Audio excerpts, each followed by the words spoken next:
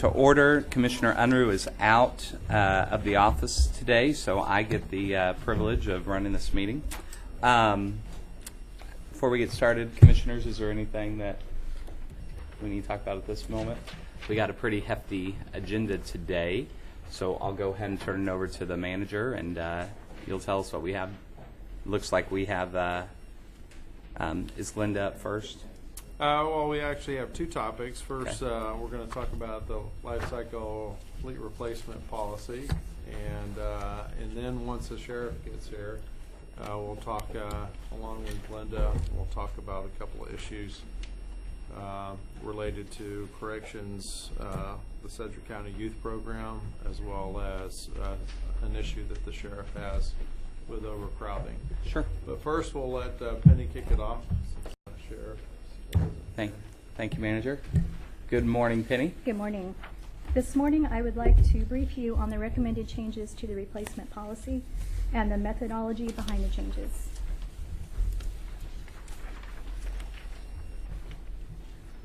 Thank you.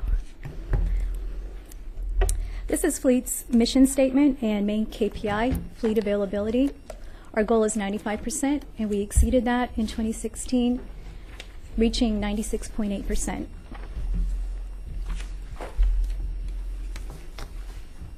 Here are some general statistics in regards to equipment distribution and customers.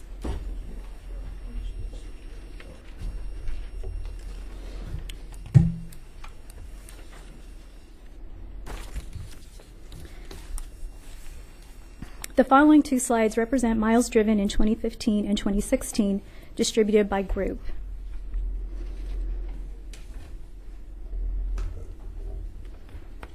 We've sorted that out by first responders, public works, and general use vehicles.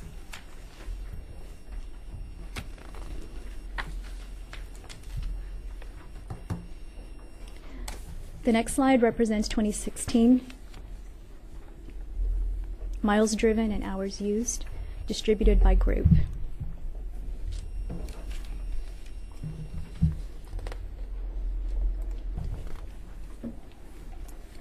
The next two slides represents the wide variety of equipment that fleet management maintains for Sedgwick County.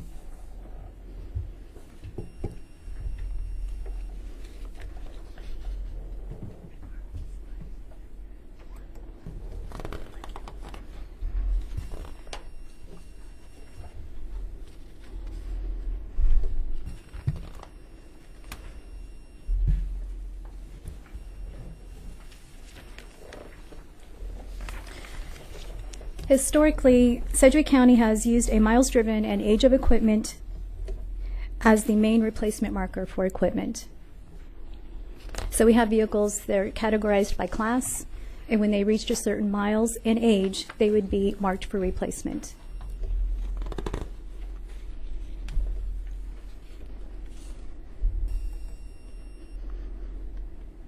Commissioners, moving forward, future equipment replacements will be based on a combination of life cycle costs, miles, and age of equipment.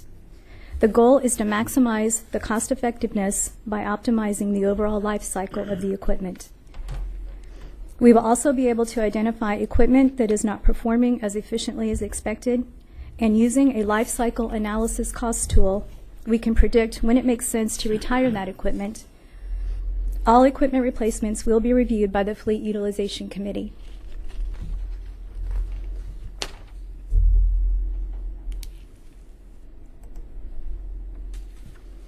This is a brief explanation of the 15-point replacement. Fleet software that is currently in place will assign points to three main components: life-to-date maintenance costs, life-to-date mileage, and life-to-date in months. Maintenance is double weighted, so it can earn up to 10 points. Once the piece of equipment has 15 points overall, that is our indication that the equipment may not be operating efficiently and that it should be reviewed for replacement.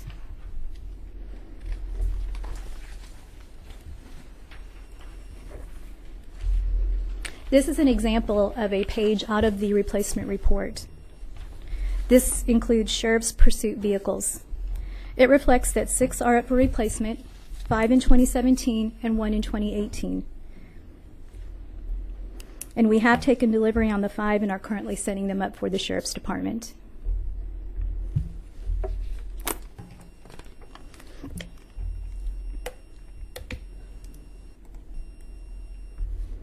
The next slide reflects the 3 dump trucks that were previously brought before you. As you can see, the current points reflect 2019 and 2020 as the future replacement dates.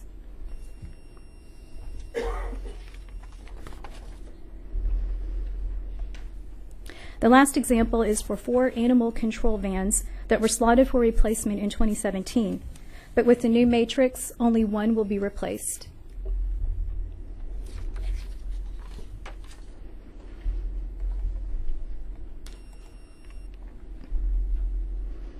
This slide represents the current savings this far for this year using the new matrix.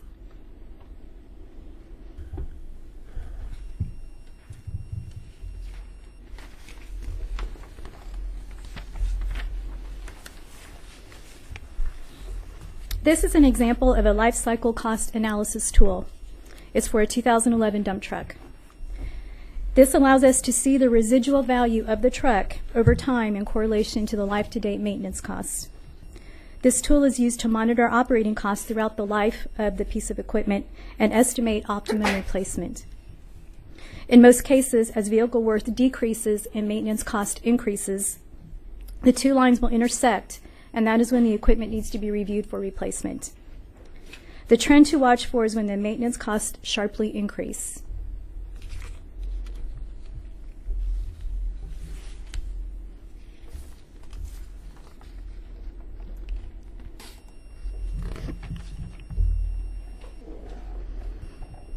The next slide talks a little bit about the Fleet Utilization Management Committee.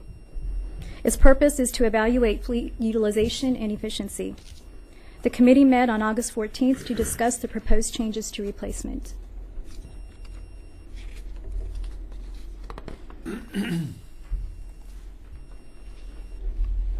The next slide has the voting members, so basically people who are represented on the fleet committee.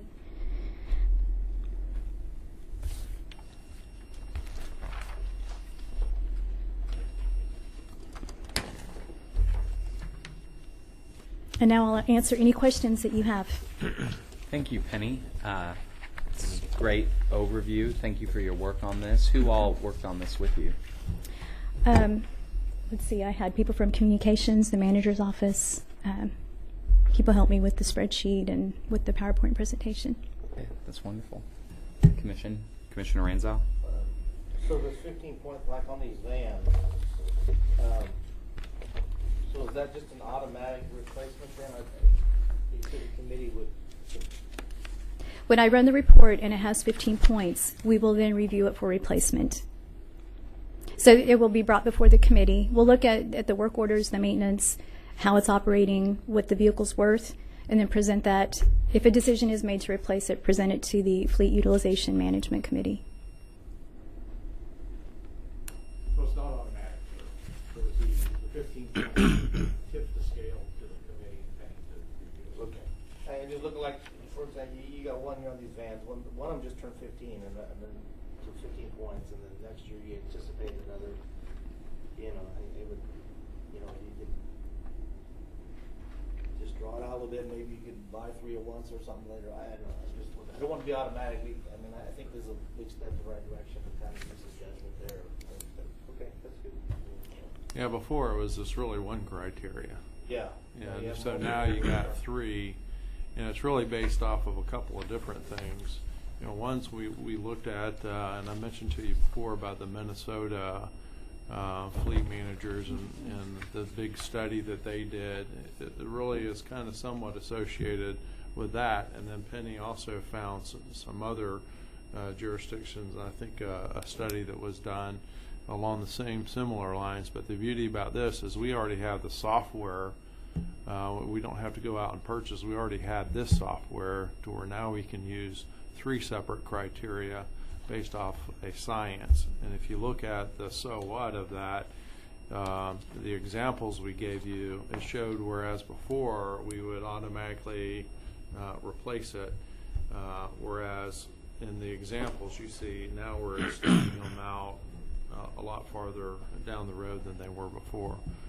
So the software can already calculate the points and everything? Absolutely. I've already used this several times just in doing just some manager-related things. I would kick, there was a piece of equipment I was looking at, and I just asked Penny to run the numbers on whether, I think it was a fire department vehicle that we were looking at, just for kicks, run the numbers on it, and just to make sure it got over 15. Well, it was out close to 17 points, but it was a very old vehicle. But it was, but there is usefulness in what we're, and it's really across. It's not just with wheeled vehicles. You can also use it across the fleet for chippers or whatever, based off hours instead of miles. So it has a lot of utility to it, but it puts a science to something that before was just a perfunctory, hey, you got 100,000 miles, let's change it out. So now there's a science behind it. Commissioner Dennis? Thank you. I'm glad you've got some judgment in there also. For example, if you look at year-to-date maintenance cost, you could have an accident on a vehicle that tore the bed off of it. And that would bring up your year-to-date or your total-to-date maintenance cost a lot. But if you replaced it, you still got a perfectly good vehicle. So if you did it based on just the total maintenance cost, you might be replacing a very good vehicle. Mm-hmm. So you still need that judgment in there. Yes. I like the fact that you've gone and set up some criteria, but I like that you've got a committee that's going to sit down and then take a look at that, because there are extenuating circumstances that are going to come up that are going to affect. And you may have 15 points and you still have a perfectly good vehicle. Yes. My point. Penny, I have a question. Is in this program, can you discount cost? Say, for an instance, like he brought up, Commissioner Dennis, in terms of they're involved in an accident. It's not really has anything to do with the life expectancy of the vehicle. It may hamper it a bit, depending on the accident. But yet, can you discount cost? Yes.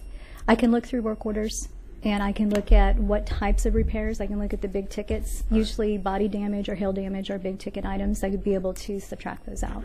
So that gives you that capability to do what you're talking about. Did you have to do that yourself, or can somehow you do it, tell the system to take that out? I might be able to have the system do it. I'm not sure. I'll need to ask that question. Commissioner Dennis, was that your? That's it. Thank you. All right. Commissioner Howell. I'm curious, kind of the opposite question that Commissioner Dennis asked. What happens if some vehicle has some age on it in the miles, but it's in good condition otherwise? Is maintenance has not been a problem for that vehicle? Are we gonna? It may get to 15 points because of age and miles, but it's still a pretty good vehicle. Are we going to get rid of it simply because of age and miles? No, absolutely not. We would take into consideration the condition value of the vehicle. So how high can the points get then? If to say I noticed a little phrase here. It says expected life in miles or hours, and expected life in months. So yes, sir. That's age and that's miles. What is that different for each type of vehicle? For each class of vehicle, it is. Each class, and what are those numbers? Do we have access to those, or know what they are right now? I do have them. I don't have them with me. We ought to find that out. I mean, for example, a dump truck might be different than a sheriff's vehicle, I'm pretty sure. So. Very different, yes. Yeah. It would seem to me, though, if you look at the point system and the scenario that you're getting at, it still wouldn't get to the 15 points required by your scenario if it's still being a good vehicle. Therefore, it hasn't pushed it to the 10 points of the maintenance cost allocated. But you could get 10 points for miles. You can get 10 points for miles and 5 points for age, and hit 15 points when the maintenance cost is not really. No, you wouldn't get to that full points. You wouldn't get to that full allocation of those points if it was still a vehicle like you're talking about. Well, it just says it's the miles or the hour meter divided by the expected life in miles or hours. So once you hit that expected number, you're 100% on that one factor, and then you double that. So whatever she said, you double it, I guess. Only maintenance is doubled. Only maintenance. Only maintenance can be doubled. So if you had the maximum of miles and age, you would still only have 10 points plus whatever your maintenance points were. So you just would never get to that, point of punting it. So if you happen to have a really good vehicle that just for some reason kept humming right along, Yeah. as opposed to the lemon, which would be the opposite, then you ought to be able to just keep doing that. Which is different than the Minnesota, policy in which they actually use an 11-15 rule. They start the analysis at the 11-year mark and use the point system, but at 15 years they have determined based off the study that at 15 years that your cost benefit analysis is in depreciative values is to where you have to get rid of it. So here it does allow for a little more wiggle room. Penny, could we, kind of piggybacking on what Commissioner House said, can we get a breakdown of what each vehicle's mileage should be? I know before we were looking at replacing them because they had 130, 150,000 miles. Is this changing that mileage? There have been criteria? changes. There have been changes to those miles. Okay. If you could just send those to us when you have them, because I know that was that was a key factor. I know, especially with Commissioner Dennis talking about maybe buying better vehicles like a Peterbilt, Yes. because it'll last a lot longer Mhm. for the county versus the Ford dump truck. So, And looking at some of that analysis, I looked at the dump trucks. You could see a difference in the type of vehicle that you buy. right. Where they were in points wise. There were some like Peterbilts that had a whole lot of miles, but they were lower on points than some of the other ones that had less miles, but because they were cheaper vehicles, had a lot more points. Right. It Right. was And in the science. and I think it would behoove the county to buy a better brand to get longevity out of it. But yeah, so if you could get those mileage breakdowns per class of vehicle, that'd be great. And we're not even talking about, because in this criteria you have a lot of equipment in here. We didn't even touch on the equipment. Commissioners, does anybody have any questions about the equipment? I still have a question about the Sure. other. Can I go on? Yeah, absolutely, Commissioner. On the maintenance costs, I guess some things are considered normal maintenance, things like changing oil, replacing tires. Does that go into this cost? It does. I don't think it should. That's just taking care of the vehicle. That's just doing things that are washing the vehicle, changing the oil, and replacing tires and wiper blades. So those are just normal wear and tear things that every vehicle has to have. I wouldn't sell a vehicle because of any of those things. Does that make sense? Yes. If the engine is having troubles, that's a good reason maybe not to have that vehicle. But it kind of depends on what it is. I like to maintain vehicles in my private life, and I'll just tell you that there's a lot of people have asked me, well, I had a guy just last week say, I've got 3 or 4 things wrong. One of the things was brakes. One of the things was air conditioning. But it was nothing substantial mechanical was wrong. And so we were able to fix the vehicle versus replace the vehicle. On a personal note, when it's your own money, you make decisions differently, I guess. But to me, for $1,000, we fixed all the problems. And to replace it would have cost him about $10,000 for what it was. I just think that most of the things he was talking about were just normal maintenance problems. They weren't significant things I would sell the vehicle over. So, collectively, it may sound like a lot of things because he had neglected the vehicle for a number of years and hadn't done those things. But those things really weren't reasons to sell a vehicle. So I guess I got him thinking that way. I guess I would really hate to make a decision to sell a vehicle because we've added up costs of oil changes and changing tires. That's not a reason to sell it. The software takes into consideration what kind of repair we're doing. So it distinguishes between a PM and unscheduled maintenance. So I think there might be a way for us to discern which of those repairs was just normal oil changes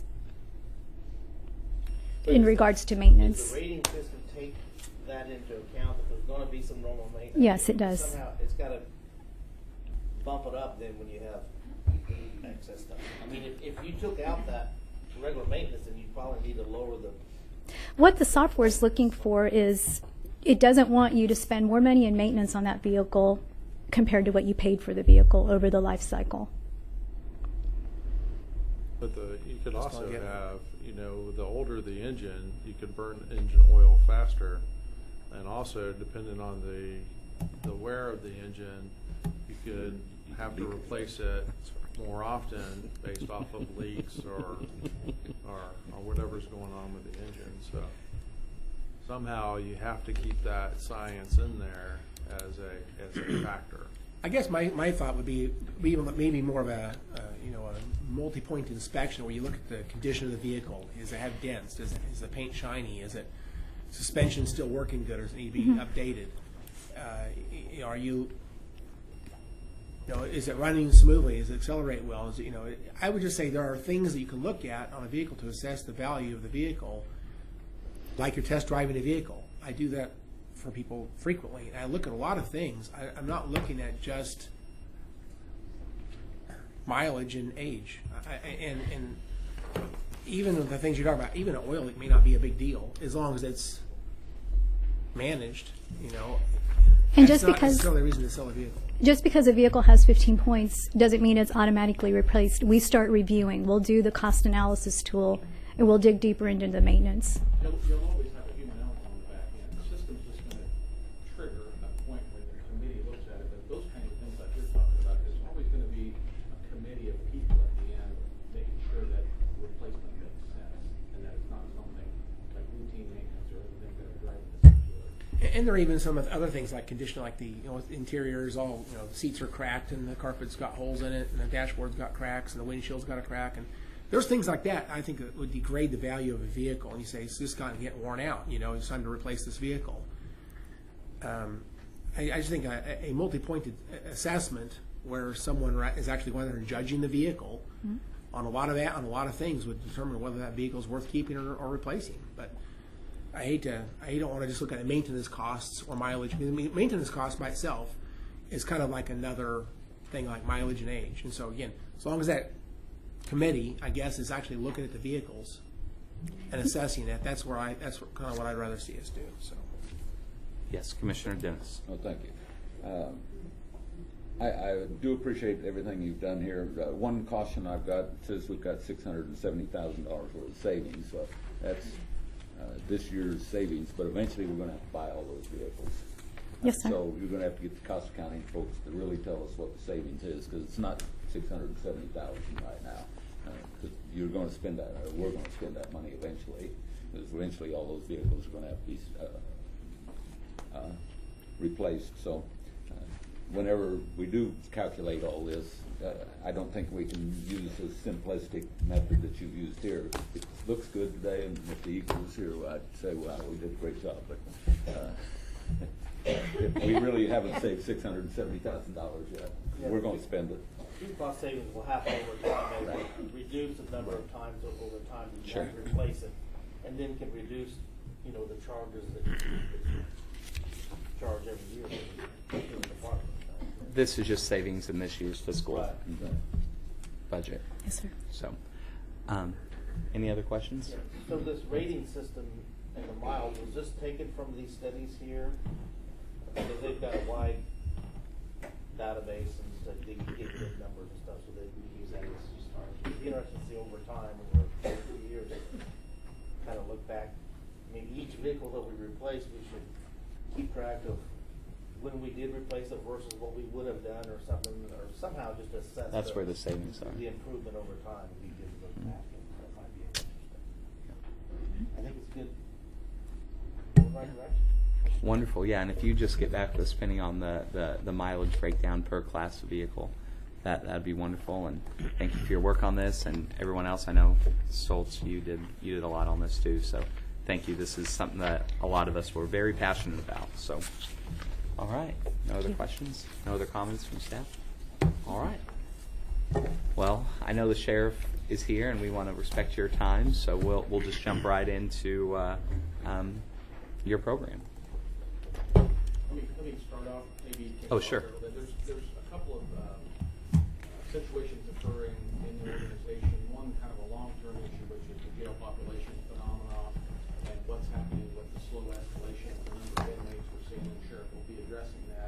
And then the state has recently announced that they are going to stop funding SCIP.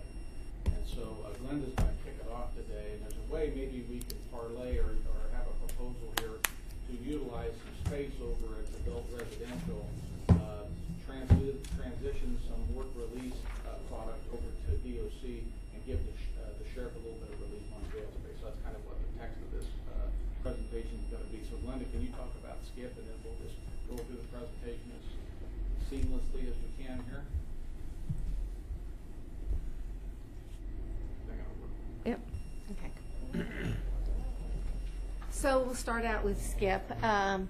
SCIP, as you know, is a YRC2 youth residential facility for males, 16 and a half to 22 years of age.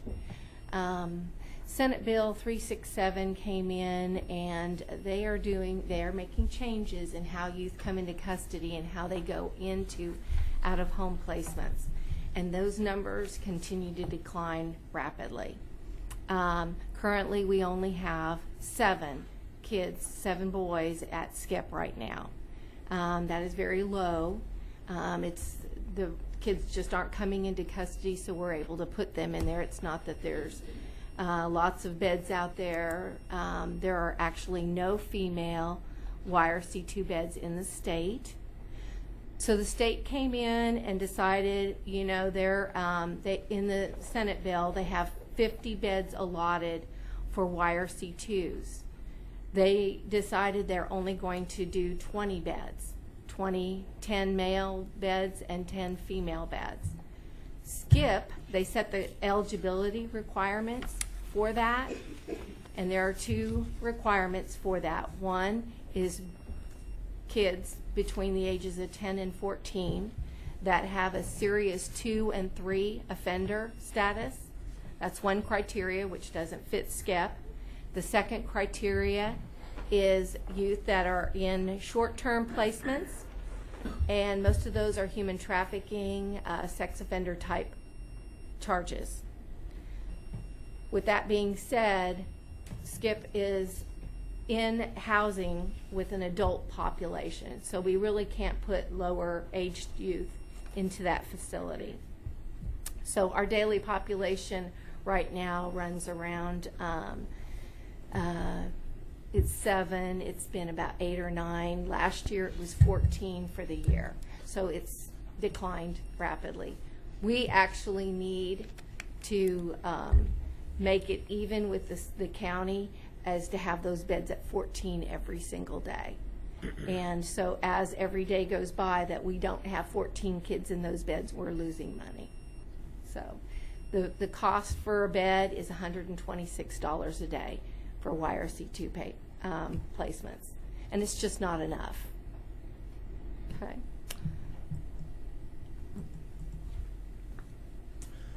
Good morning. Appreciate you letting us come in and talk today. Glenda, through Jay Holmes, approached the sheriff's office here probably about a month ago with a proposal to see about our work release inmates, the fact that SCIP is going away, and maybe where they could relieve some of the out-of-county prisoners that we have and the out-of-county housing costs that we have. So we started working together on looking to see if this would be a potential savings to the county. In the slides that you see from 2015, the average daily population, I'm only going to concentrate on outside housing, was 191 inmates a day. Work release had about 113 inmates a day. We can house up to 157 inmates at work release. The total out-of-housing cost was $2,367,000. For 2016, work release was 97 inmates a day. The average daily the outside housing was 199, so it went up by 9, and the outside housing cost was $2,480,000. I think part of that jump was we went from $30 a day in out-of-county housing to $35. And so that's why we saw the rise in cost. In 2017, thus far, we're housing about 97 inmates at work release, Our outside housing is about 192, and so far the housing has cost us $1.2 million. One of the things that I will tell you that we struggle with out-of-county housing is if the state comes in and they're overcrowded in the state system, they start asking for beds at certain jails. Of course, they never ask us because we're always overcrowded. They pay around $62 a day. Immediately what we have is that sheriffs look at doubling their money, so they boot us out of those particular jails. And then we have to go find new jails. For some of you that were here 4 years ago, we relocated a lot of out-of-county housing in around Sedgwick County to save on costs, transportation costs. That's starting to decline due to understaffing at a lot of the jails, just like what we experience here with the amount of openings we have. They have to reduce our number of inmates that they can take. We're now out in Meade County again, which is about a 3.5-hour drive. And so we're constantly shifting inmates to other jails, which adds to transportation, adds to the headaches of trying to get these folks back to see their attorneys, back for preliminary hearings, and back for any court-type related activities that they have. The work release facility is located at 701 West Harry. The facility can accommodate 157 inmates. As of just last week, we had 123 inmates inside the work release facility. The average population is actually up right now to 120 inmates. We've had it as low as 80. I've been in contact with Judge Fleetwood since I came on here because it was underutilized, and it still remains underutilized with bed space open. In 2017, a CIP project was started on one particular pod because of the underutilization of work release. And hopefully by the end of this month, we're going to be transferring 48 inmates from out of county into this one particular pod. We had the work release facility is not near as secure. They can kick open the back door and walk away and those type of things. They can do the same thing most of the time when they don't return from work. We issue a warrant for their arrest, and when they're arrested, they come back to the facility and they're not eligible to go to work release. So to make that into a jail setting like what we currently have in the main facility, there was things that we had to do. And that project is almost done. The main infrastructure for cameras, just like we have in the main facility, an upgrade in the work release or the system that controls all the computers and the cameras have been done. That was a major expense of the CIP project. Putting bars on the windows, wire, fencing, that was a less expense, but it had to take place. We estimate that by moving these 48 inmates back, we will save $613,200 a year. And that's on the one pod that we're doing right now. This will be a cost savings there just for that one pod. We already paid for the food. That's already in our contract. We're not adding any personnel to do this. So that's an actual savings that we'll see. So adult. So you're not actually necessarily doing it cheaper than 30. You're using staff that is underutilized at this time, basically. Well, the staff isn't necessarily underutilized. The work release bed space is. The staffing's there. Well, that's what I mean. The staffing is already there, and has the capacity to take care of more people than what they. Correct. So you don't have to hire. We do not have to hire anybody. No. Okay. Adult residential, that's over at 623 East Elm. It is currently housing 65 adults, felony on probation in intensive supervision. That daily population is 63. Last year it's about 62, 63. It's like that's been very consistent over the years. We have a 95% employment rate of the adults that are in that program. 69% of them are successful. That's been over the last several years. Our staff do a great job working with that 65 population.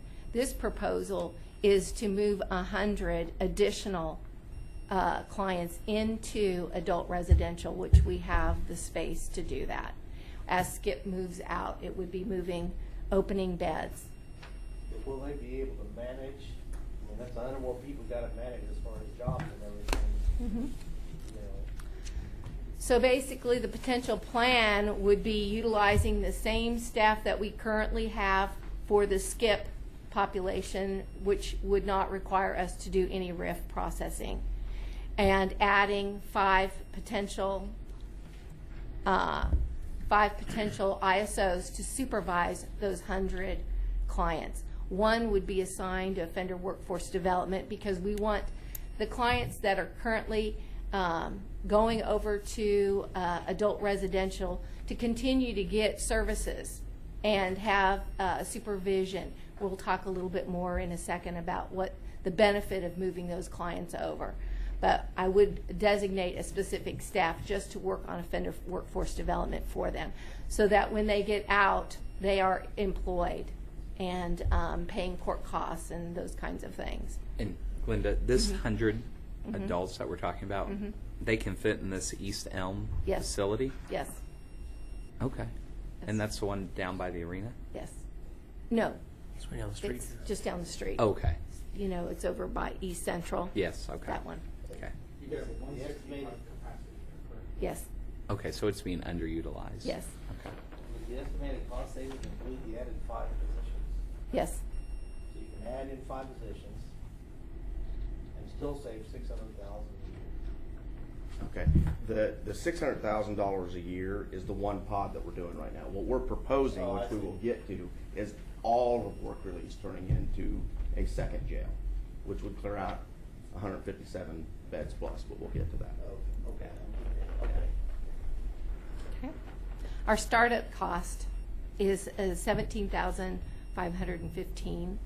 We have a personnel cost, so that would be a transfer of the current personnel plus the additional 5 positions, and then contractuals and commodities. So a total of a little over $1.5 million. Of which the 5 positions in the startup is the only new cost. Correct. But the existing skip positions were funded by the state. If we do this plan, Sedgwick County would have to take on all of those positions, so that's why the number shows so dramatic.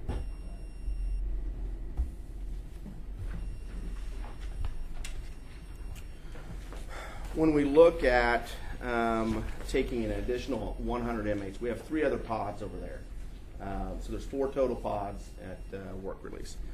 So with taking out 100 of the work release inmates, which would actually be 148 with what we're proposing, we would look at taking out all of the work release people out of our custody and placing them into Glenda's custody.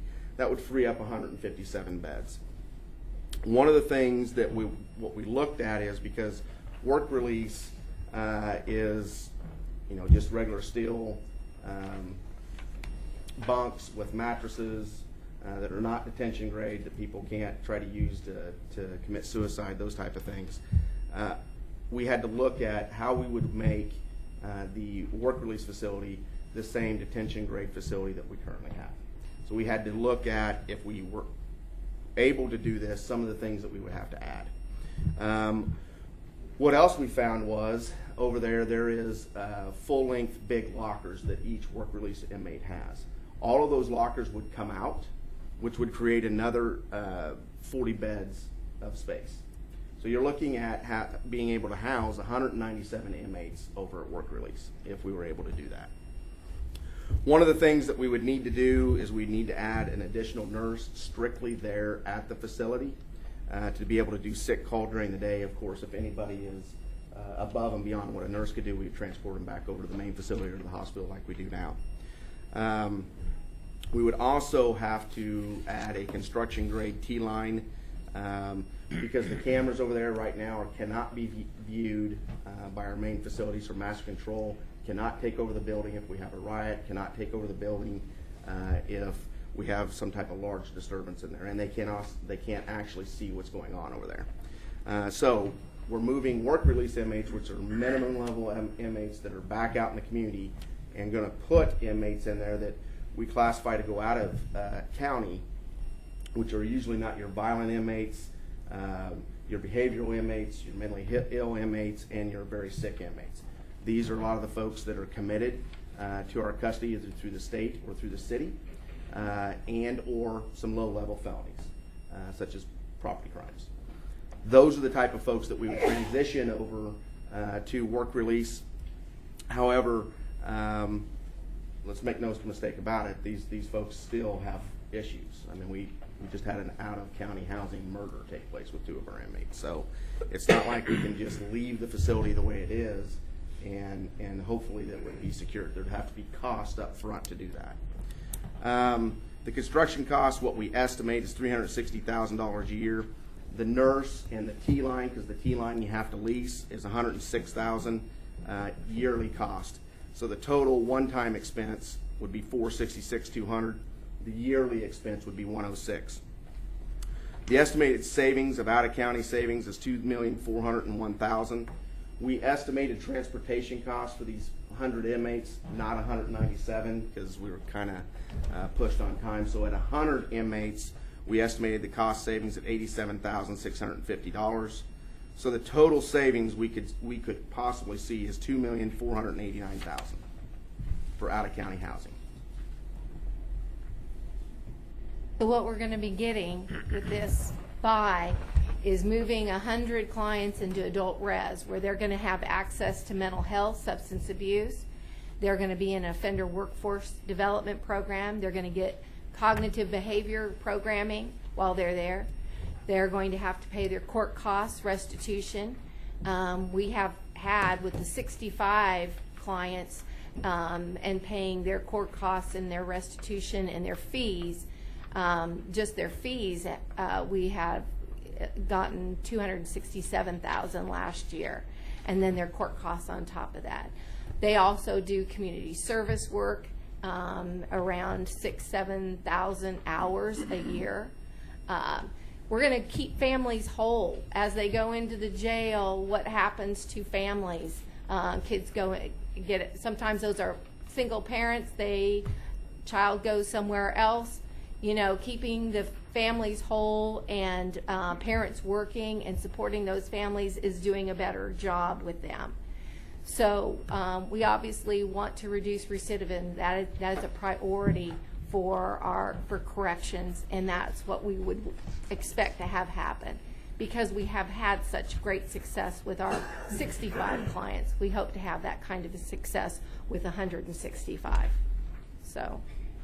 Okay, so clarify this. Okay, right now you have work release people. Where are they at? In work release, sir. What's that? Earning the claim. Yeah. They're not gonna go anywhere. Those are the folks that would transfer into Glenda's custody. The 100 and right as of 123 that we had last week, all of those folks would transfer over into Glenda's custody because they're right now they have. But would they stay physically there? Yes. Okay. Yeah, it's a residential facility, Then these and they would be out-of-house people, supervised. Out-of-county people are gonna go where? To the work release facility. On Same East Elm. place. Our place. East Elm. No. No. The out-of-county housing would replace the work release inmates that are going to Glenda's custody. They would come, we would be able to transition over 197 of the out-of-county housing inmates into the work release facility as long as we get the upgrades that we need to do. Okay, but they're not gonna get the programming you're talking about. Not at work, Not really. those. Not, yes. But the other people, the new people you're getting, so you'll get benefit because they'll be getting services that they're not now. Right. Work release is set up exactly what Glenda's talking about, keep the families whole and stuff. We don't do, we simply monitor that they go to work and that they come back. We don't do all these additional services that Glenda's folks do. And so there is a bigger benefit to reduce recidivism by transferring those folks there. So how many will be at Harry McLean at the end of the day? And how many will be on East Elm? The East Elm, it would be 165. 197. 197 and 165. All right, thank you. Commissioner Howell? So the 100 you're transfer, there's already 65 at the East Elm. You're transferring the 100 in. Where are the 100 coming from? Work release, the current work release. So you're transferring from Harry McLean to East Elm. And you're going to backfill the ones out of county. So we're creating a hole for 100 though. Adding 100, I guess, at They're Harry opening McLean, it. but they're We opening already it. have 157 beds that are underutilized, so you have 157 beds that would clear out. okay. And then we would be able to add with the reconstruction of work release another 40 beds, so that'd be a total of 197. Okay. All right. Thanks. So we would have a cost savings. We also, we're going to also need a couple of things. We're going to need to develop an intake process through that, and we'll need a resolution also transferring the custody of work release to adult residential. So You'll still have, we collected $148,000 in rent. Folks pay rent to stay at work release. That would still be able to be collected by Department of Corrections. So there's a rent possibility there too. yeah, there's a revenue stream that we would have. And that's not computed into these numbers you see now, which is year one savings of 470 and an ongoing savings of 800,000. The revenue part of that is not computed into these numbers. Plus transportation costs for 197 inmates isn't computed in there yet either. So that right there, though, that's all the pluses and minuses, adding the staff and all the savings, the fact that we have to now pay everything that used to be paid by the city. And it could be, perhaps be even more than. Oh, absolutely. Could be. Yeah. It's wonderful. I'm getting 267,000 right now on for fees for 65. So that would be, we're not sure what this 100 would bring, but it could be anywhere from 100 to 200,000 revenue. In rent. Yes. So really the purpose of today was just to get you acclimated to the possibilities that are out there. I think we want to go back in, if you guys agree, we go back in, begin to actually get the actual transition of this. We have to come back to a BOCC meeting for resolution, as Linda talked about, to move this authority from the sheriff over to DOC. So today's presentation was just to give you a 30,000-foot view of what we can do here, and we'll, if you think it's worthwhile pursuing, we'll further study, refine, and potentially implement. I think it's wonderful. Thank you, Glenda, Sheriff, for coming today. Commissioners, any other questions about this? Commissioner Howell? Not that it's really the subject of why you're talking about this today, but what happens to the youth who are at SCIP? What's going to happen to them? Okay. There are 7 kids currently at SCIP. 6 of those are Sedgwick County youth. 2 of them will be discharged this month in September. 2 are possible sooner discharge as well. 2 would have to go to another independent living program pathways, and they have already, they're already in the sort of lineup to go to an independent living program. And then the 7th youth is an out-of-county youth, and he would go back to their county. I guess my question is, there's a pipeline of youth that have been using the service for a long time. What happens to the pipeline of youth that need that service? It's dwindling. It's just dwindling down to almost nothing. Where the state feels like they could have 50 beds, they have authority to put 50 beds out there. They're only going to put out 20 beds. That decrease has exponentially declined because of the new Senate bill and the requirements for putting kids in out-of-home placements.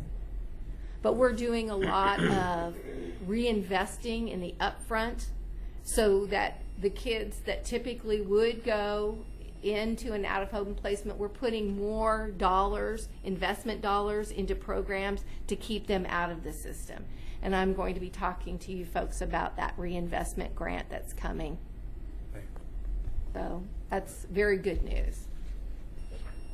Yeah, it's all good news. So, thank you both for that. Very great. Anything else on the agenda today, Mr. Manager? Just a reminder, next week we won't have a staff meeting based off the city-to-city trip. There will be some commissioners gone. I'll also be on that trip. The 27th, we still have the workshop for the senior centers, and we'll also talk WEBA and SCED. And then we've pushed back until early October. We're going to come and to a staff meeting and discuss the shift if you just voted on, and we just moved HUD to the city of Wichita, and there's some other functional areas we want to absorb in the county, working with the city of Wichita. So we owe you in early October in a staff meeting some analysis on the effect of what that would be. We haven't set a date yet, but probably the first or second one in October.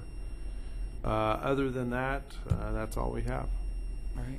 Commissioners, anything else? Yeah.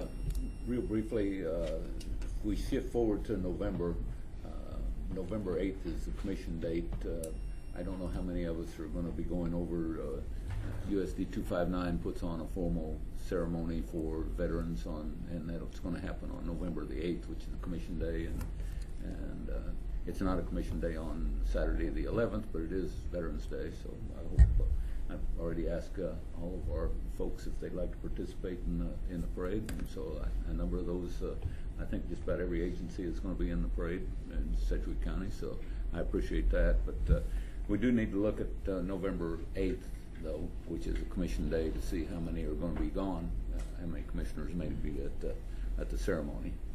We'll do some analysis on that, just because November and December, obviously, we're going to, based off the holiday schedule, we're going to be cut short some commission meetings. So we may want to still have that one, but we owe you some analysis on whether we need to do that or not, and we'll come back to the commission on that. Mm-hmm. Perfect. Other elected officials? I see Linda and Kelly. No? All right. Perfect. Thank you all very much.